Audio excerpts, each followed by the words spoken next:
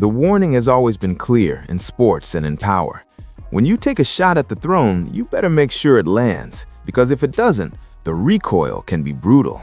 And right now, the WNBA is living through a moment where a single miscalculated shot didn't just miss its target, it flipped the entire narrative. What was supposed to be a reminder of hierarchy, respect, and earned status has quietly turned into something far more dangerous, a spotlight on insecurity. This isn't a story about trash talk or one rough game. It's about what happens when control slips, and instead of tightening the grip, the league's most established forces accidentally push momentum in the opposite direction. At the center of this tension are two names that now feel inseparable, whether either side likes it or not: A'ja Wilson and Caitlin Clark. One represents years of dominance, accolades, and holding the league together when attention was scarce. The other represents a sudden surge of visibility, curiosity, and money that arrived almost overnight. On paper, this shouldn't be a rivalry at all. One is an established champion in her prime. The other is a rookie still learning how fast and physical the professional game can be. But the moment attention, endorsements, and public fascination entered the equation, the balance shifted, and that's where things started to unravel. What makes this situation explode isn't competition. Competition is healthy, it's expected. What makes it volatile is perception. Fans didn't just see hard defense or sharp comments, they saw intent. They saw a message being sent. And depending on where you're standing, that message either looked like leadership protecting standards or an old guard trying desperately to slow down what it couldn't control.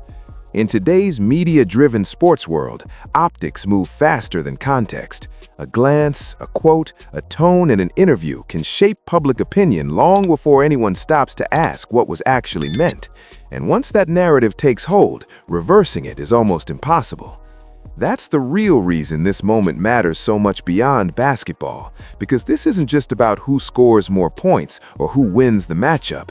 It's about power, relevance, and what happens when the system reacts emotionally instead of strategically. Every league reaches a breaking point where the future arrives faster than expected. The WNBA is there now, and whether this was intentional or not, one misread moment helped turn a rookie into a symbol and a veteran into a lightning rod. What looked like a simple shot across the bow didn't protect the crown at all, it cracked it. And what comes next is where the real fallout begins. To understand why this collision felt inevitable, you have to look at the timelines, not side by side, but stacked on top of each other.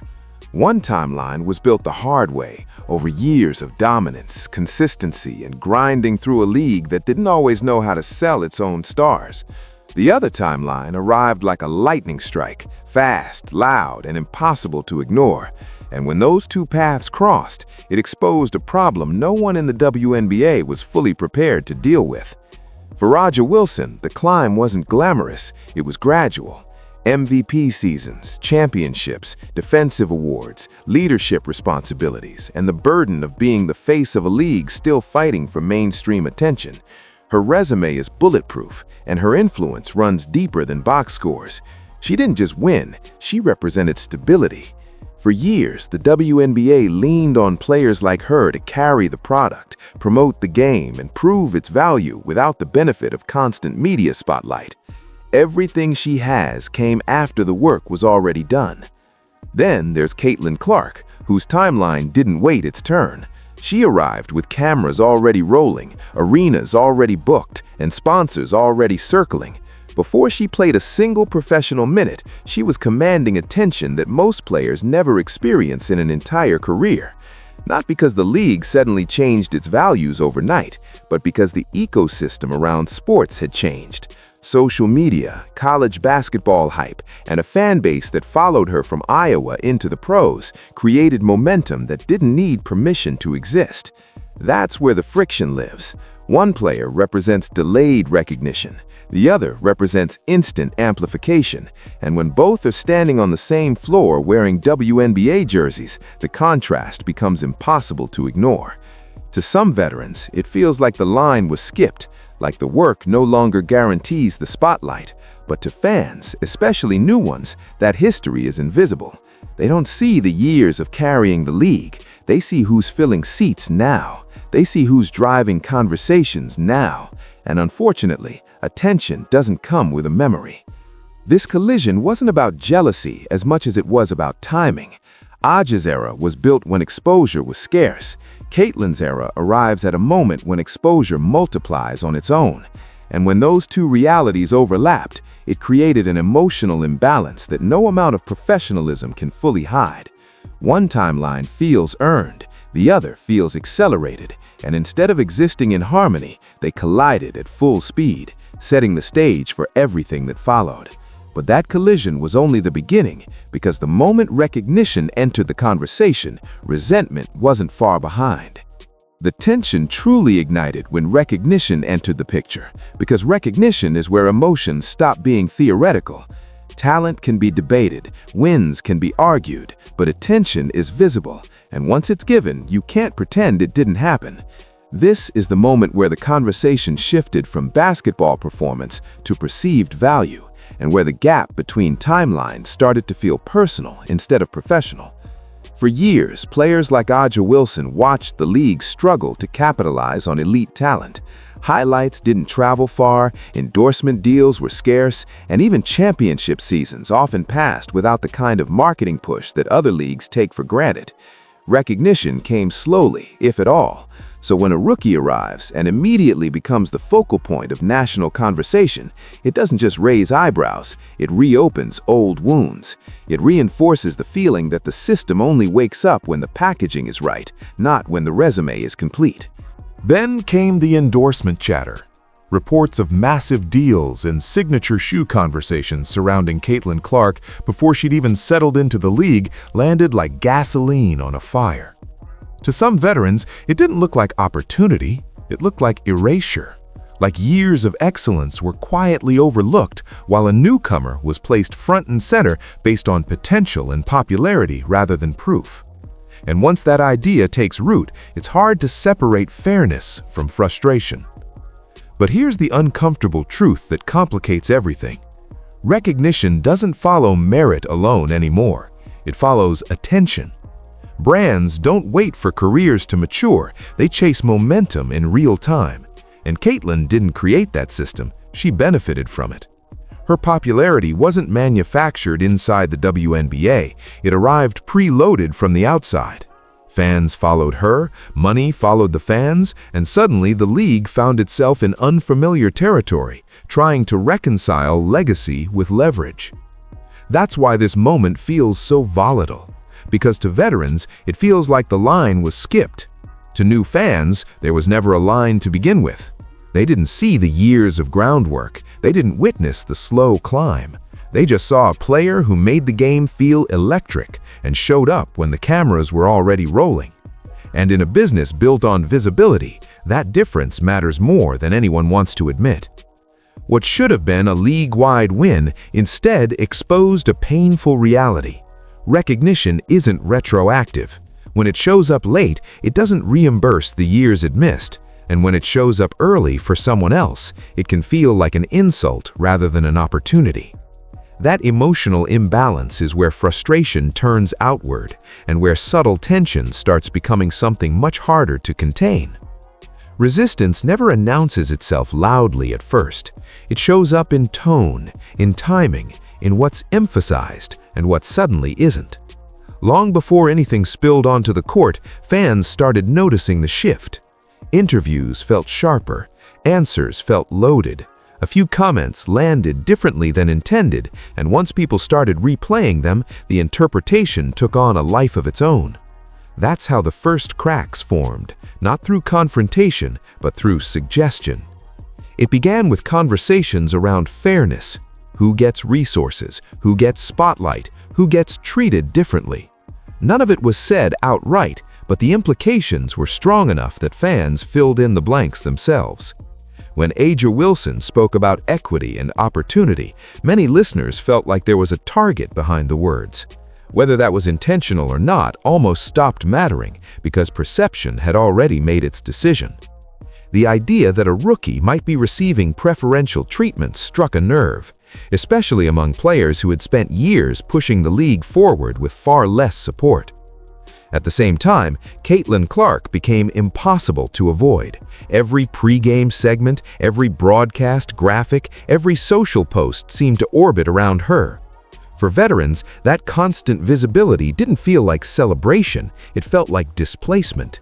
And in moments where pressure meets emotion, even neutral statements can sound like resistance. A pause here, a raised eyebrow there. Fans didn't need confirmation, they sensed discomfort, and once they sensed it, they amplified it. Online discourse only poured fuel on the fire. Rumors suggested locker room frustration. Reports claimed certain players were growing tired of the attention imbalance. None of it was officially confirmed, but speculation thrives in silence. The more nothing was clarified, the louder interpretations became.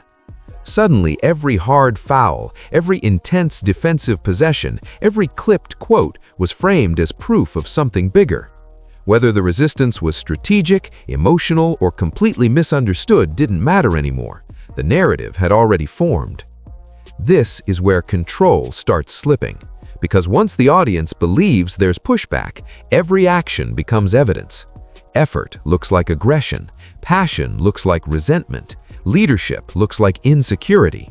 And even if the original intent was to protect standards or demand respect, it no longer reads that way from the outside. The first signs of resistance weren't explosive, they were subtle, and that made them far more dangerous. Because subtle tension doesn't fade, it builds. And once it builds high enough, it needs a moment to release. A moment that was coming fast. Every storyline eventually reaches a moment where words stop shaping the narrative and the floor takes over. For this one, that moment arrived the instant these two timelines collided in a game that felt heavier than the standings ever could. The anticipation wasn't about who would win, it was about what the night would reveal. This was supposed to be a reality check, a controlled reminder of hierarchy. Instead, it became the turning point that reshaped how the entire situation was viewed. From the opening minutes, it was obvious the energy was different. The intensity was playoff level, the attention hyper-focused, the margin for error almost non-existent. A'ja Wilson and the defending champs weren't just playing to win, they were playing to send a message. Defensive pressure arrived early and often. Physicality escalated. Every possession involving Caitlin Clark looked deliberate, designed to test her composure, her stamina, and her willingness to belong. And in isolation, none of that is unusual. Veterans challenge rookies, elite teams impose themselves. That's basketball. But what changed the tone was how visibly urgent it all felt. To viewers, it didn't look like calm dominance. It looked like insistence. It looked like effort being poured into one player, one narrative, one moment. And instead of reinforcing control, that urgency raised a question no one expected to be asked. Why did this matter so much? Caitlin didn't fold. She didn't shy away. Under pressure, she leaned into what made her dangerous in the first place. Creativity, range, confidence that ignores context. She took shots that weren't supposed to fall and passed through spaces that weren't supposed to exist. And with every successful possession, the crowd reaction shifted. The more intense the response to her, the more validated she appeared. Not because she dominated the game, but because she survived it without shrinking. By the final buzzer, something had flipped. The box score wasn't the takeaway. The win or loss didn't define the conversation. What stuck was the optics. People weren't talking about how a champion handled business. They were asking why it felt like a statement needed to be made at all. The narrative that night wasn't about a rookie getting exposed. It was about a league revealing its discomfort in real time. That single game did something no interview or tweet ever could. It moved the spotlight. It reframed effort as emotion and pressure as insecurity. And once fans saw it through that lens, there was no going back. What was meant to reset expectations ended up redefining them, setting off a chain reaction that would only grow louder from there. This is where the situation stopped being about intent and became entirely about appearance. Because in modern sports, perception moves faster than truth, and once optics take over, even smart moves can look reckless.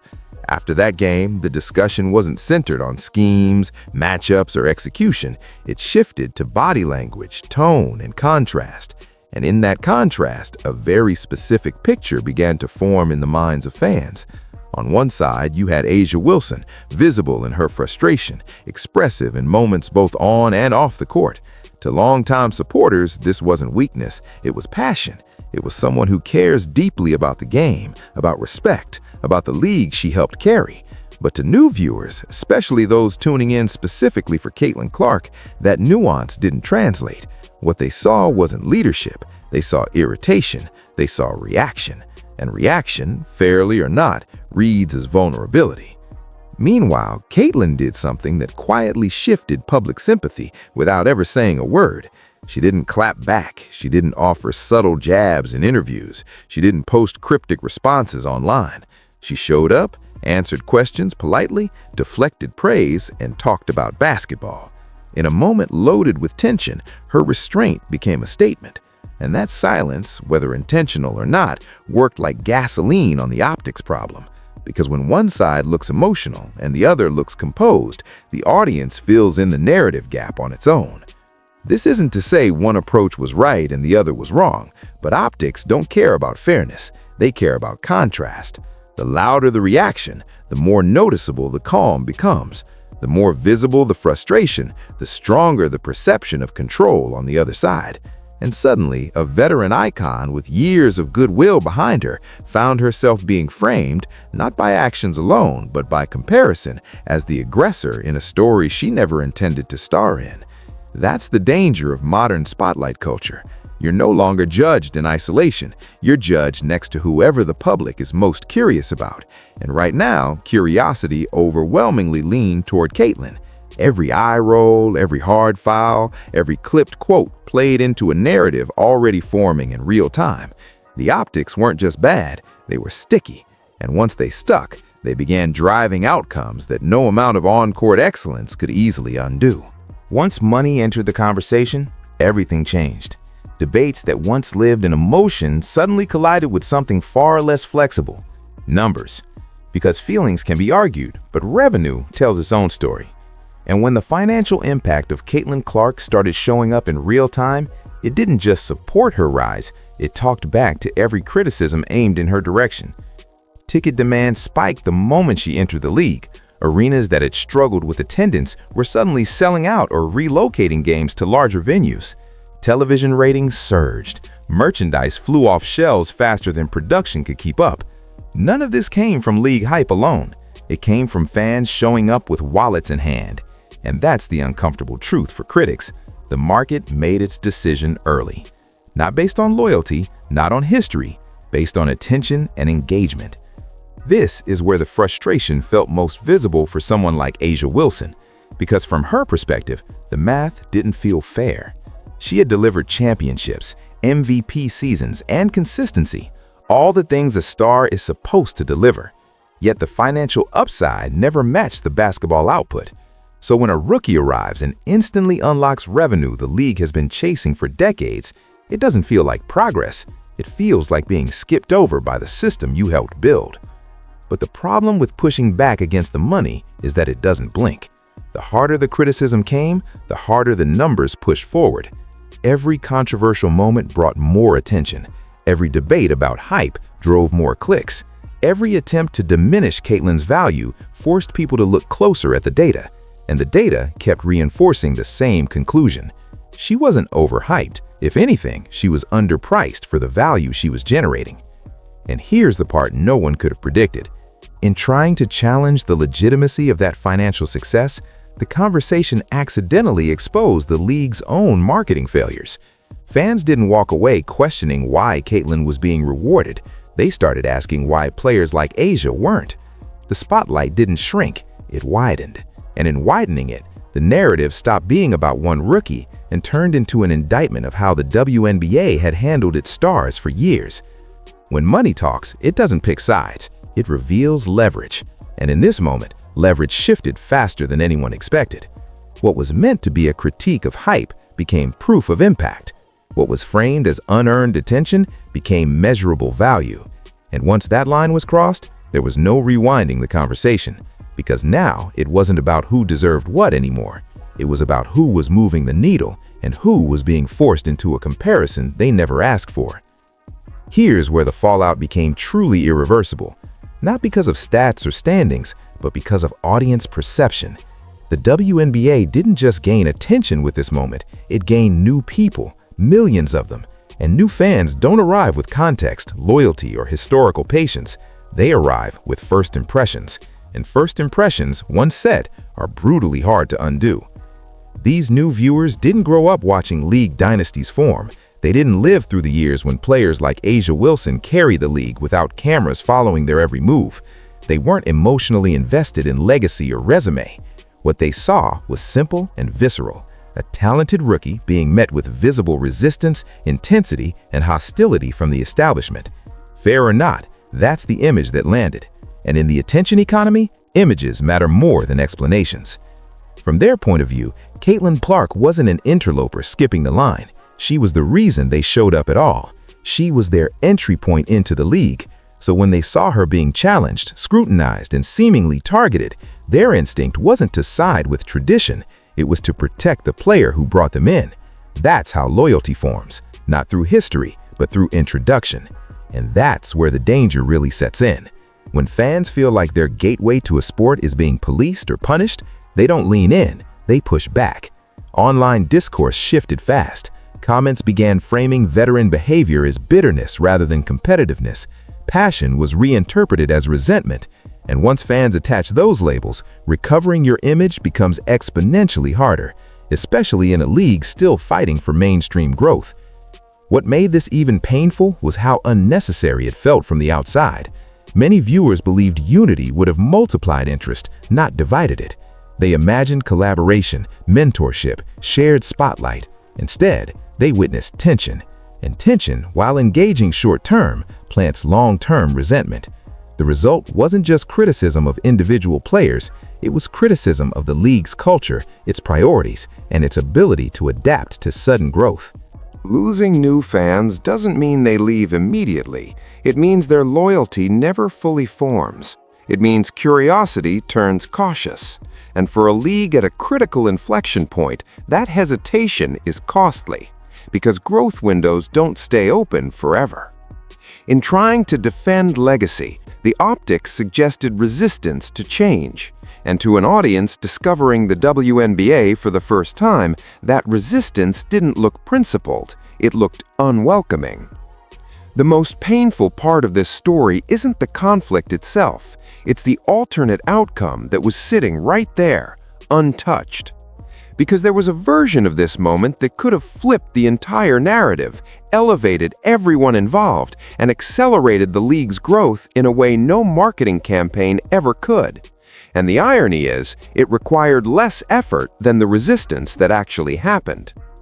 If A'ja Wilson had publicly embraced Caitlin Clark from the start, even just symbolically, the optics would have been unstoppable. A simple gesture, a few words about growing the league together, a framing that positioned her not as a threatened veteran, but as the benevolent standard-bearer welcoming the future. In that version of the story, A'ja doesn't lose relevance, she gains it.